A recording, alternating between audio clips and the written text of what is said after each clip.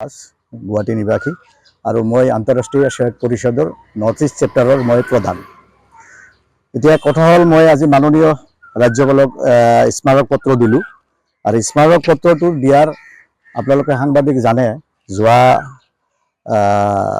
3 দিন আগত বাংলাদেশৰ ডক্টৰ ইউনুছ নৰ্থ ইষ্ট লৈ যি মন্তব্য আগবঢ়াইছে চীনত, এই কথাটো মৰ্মাহীত হৈছোঁ আৰু বিশেষকৈ যিটো ভাৰতীয় হোৱাৰ কাৰণে খুব অন্তৰত দুখ পাইছোঁ।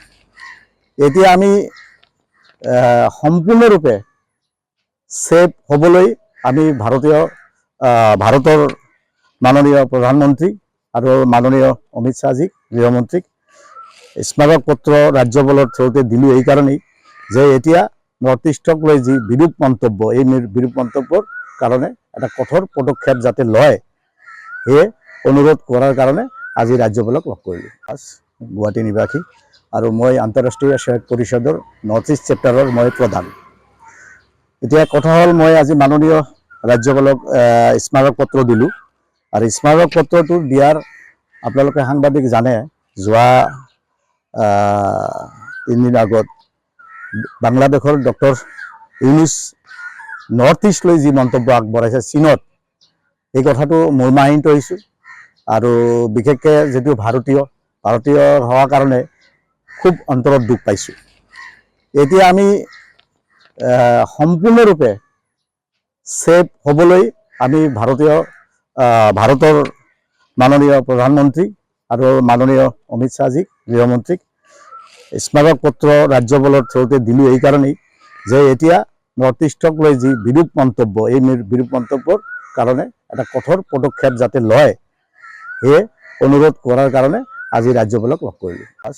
গুৱাহাটী নিবাসী আৰু মই আন্তঃৰাষ্ট্ৰীয় সেৱক পৰিষদৰ নৰ্থ ইষ্ট চেপ্টাৰৰ মই প্ৰধান।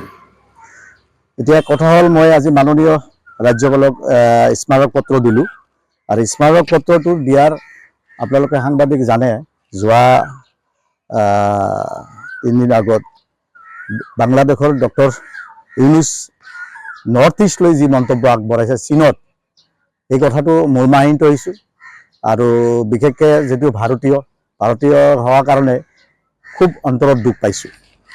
এতিয়া আমি সম্পূৰ্ণৰূপে ছেফ হ'বলৈ আমি ভাৰতৰ মাননীয় প্ৰধানমন্ত্ৰী আৰু মাননীয় অমিত শ্বাহজীক গৃহমন্ত্ৰীক স্মাৰক পত্ৰ ৰাজ্যপালৰ থ্ৰুতে দিলোঁ এই কাৰণেই যে এতিয়া নৰ্থ ইষ্টক লৈ যি বিৰূপ মন্তব্য, এই বিৰূপ মন্তব্যৰ কাৰণে এটা কঠোৰ পদক্ষেপ যাতে লয়, সেয়ে অনুৰোধ কৰাৰ কাৰণে আজি ৰাজ্যপালক লগ কৰিলোঁ।